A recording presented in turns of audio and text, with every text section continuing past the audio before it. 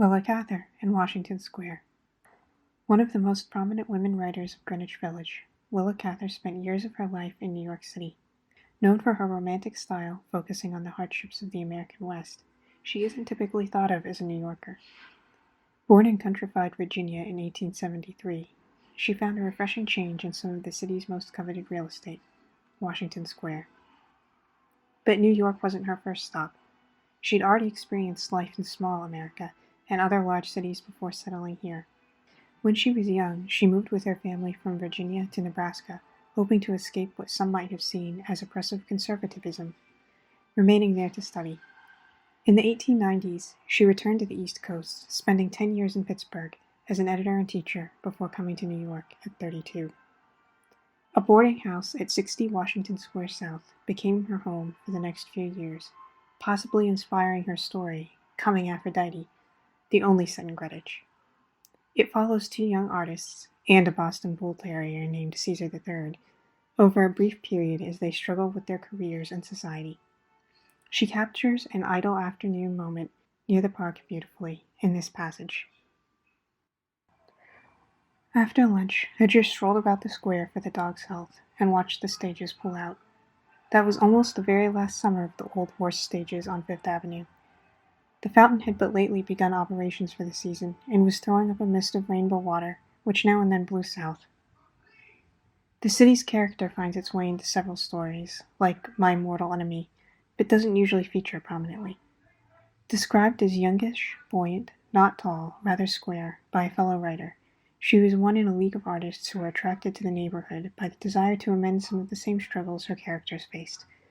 Parts of the village still offered affordable rent with easy access to restaurants and entertainment, and of course, the camaraderie of fellow artists. The area supported creative professionals attempting to build a respectable career in their craft while supporting themselves with jobbing roles as editors or magazine contributors. Diversity had not completely left the neighborhood yet.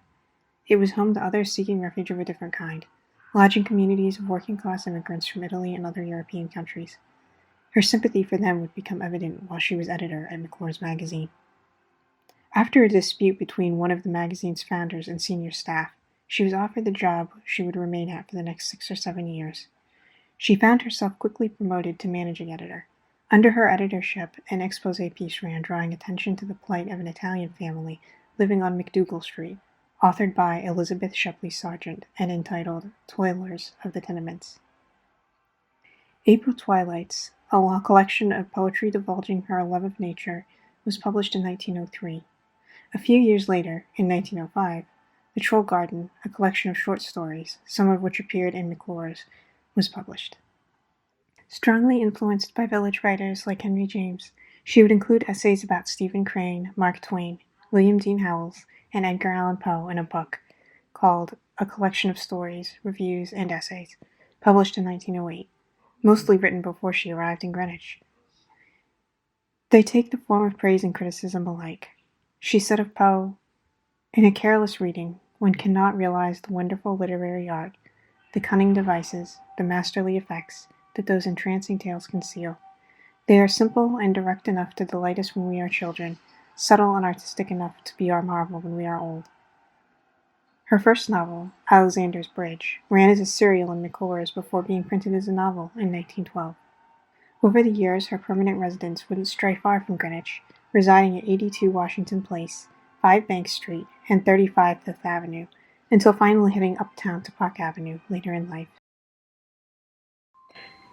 It isn't difficult to imagine why Washington Square Park provided an uncommonly enticing place of respite for those looking to elude the drudgery and stifling scenes so commonplace, especially to Cather and others accustomed to seeking the company of nature in strenuous times. Living in the village on and off for decades, she wasn't a stranger to travel, visiting the Southwest and Quebec. Her love for Greenwich and the West seems equally well matched. Dividing her time between the two, she found the struggles of rural life a stronger driver for storytelling.